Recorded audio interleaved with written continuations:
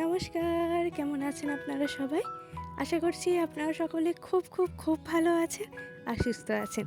পুজো তো আর চলেই এলো। সবার কি তোড়জোড় তো শুরু হয়ে গেছে নাকি? আজকে এখন বাজে বিকেল 4:30 মতন। কী বার বাবু ভুলে গেছি, কারণ ব্লগটা অনেক দিন আগে আমি এডিট করে রেখেছিলাম। আজকে ভয়েস ওভার দিচ্ছি, কারণ কয়দিন আমার কোনো ব্লগ এডিটও হয়নি, আর ভয়েস ওভার তো দূরের কথা, এমনকি নতুন করে কোনো ব্লগ আমি শ্যুটও করতে পারিনি। আর সেই পুরনো কয়েকটা ব্লগ ছিল, সেগুলো দিয়েই কাজ চালাচ্ছি।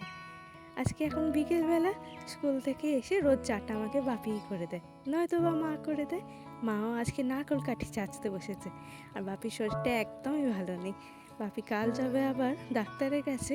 আজকে আর একদম উঠতেই পারছে না, জ্বর সর্দি মতন। আর তার সাথে খুব কাশি হচ্ছে। এই আমার যেমন হয়েছে, বাপিরও সেই একই অবস্থা। বিকেলে চাটা আমিই করে নিলাম। দুধটাতে কি সুন্দর হলুদ হয়ে সর পড়েছিল, খেয়াল করেছেন? বাড়ির দুধের এই একটা শান্তি। আগে এই সরটা দিয়ে মুড়ি খেতে ভীষণ ভালোবাসতাম, কিন্তু এখন আর খাওয়া হয়ে ওঠে না। ওই হজম করব কি করে, বাইরেকে ফ্যাটি লিভার, কোলেস্টেরল এইসবের ভয়ে। যাই হোক, মা এদিকে নারকেল কাঠি চাঁচতে। এই নারকেল কাঠি নাকি 95 টাকা কেজি দরে বিক্রি হচ্ছে। ভাবতে পারেন, গ্রামেই যদি দাম হয় 95 টাকা, শহর বাজারে কত দাম হবে? তাই মা আমাকে বলছে যে এই একটা কাঠিও আমি ফেলবো না, সব কাঠি আমি চেঁচে সুন্দর করে রেখে দেব। কারণ 12 মাসে ঝাঁটা তো লাগেই, আর এই নারকেল কাঠির ঝাঁটা ছাড়া মাটির উঠান বলুন বা গ্রাম বাংলার দিকে উঠান ঝাঁট দেওয়া হয় না। নিজেরই যখন ব্লগটা এডিট করছি কেমন লাগছে, মনে হচ্ছে মা এত কাজকর্ম করে যাচ্ছে আর আমি আয়েশ করে চা খেয়ে যাচ্ছি। কি জীবন! হ্যাঁ, একটা যে বয়সে মানুষের বসে বসে চা খাওয়া উচিত, সেই বয়সে সে কাজ করছে আর আমি বসে বসে চা খাচ্ছি। আসলে এইসব কাজে ধৈর্য আমার একদমই নেই।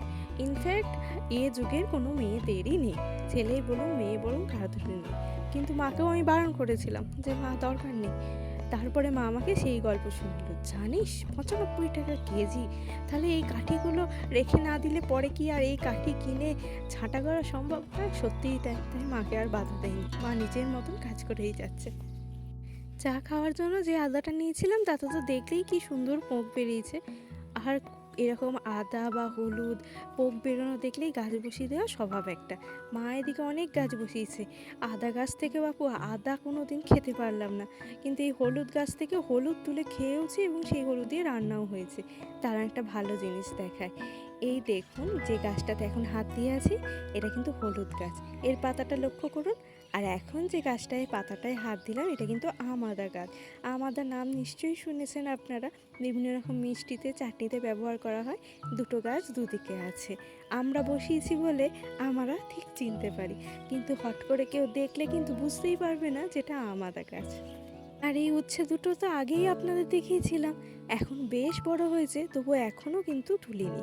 আজকে যখন আমি ভিডিওটা এডিট করছি, আজকের দিনে মা গাছ থেকে 3খানা উচ্ছে তুলেছিল। এই উচ্ছে দুটো বেশ বড় বড় হয়েছিল, তবে পরে তুলেছিল। মায়ের এই এক ফালি ছোট্ট বাগান, এখানে হেন গাছ নেই যে যেটা মা বসায়নি। এই জায়গাটুকু বাবি বলেছিল একদম ঢালাই করে দেবে, উঠোনটা অনেক বড় হবে।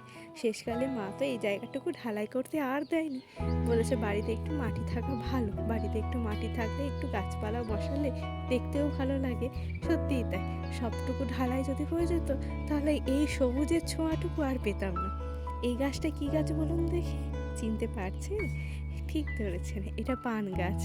এই গাছ বাড়িতে থাকা খুব শুভ বলেই মানা হয়। আজকের দিনের পরের ব্লগটুকু নেক্সট পার্টে আসবে। আজকের মতন এইটুকুই। সবাই ভালো থাকবেন, সুস্থ থাকবেন, আর আমার ব্লগটা কেমন লাগলো অবশ্যই জানাবেন।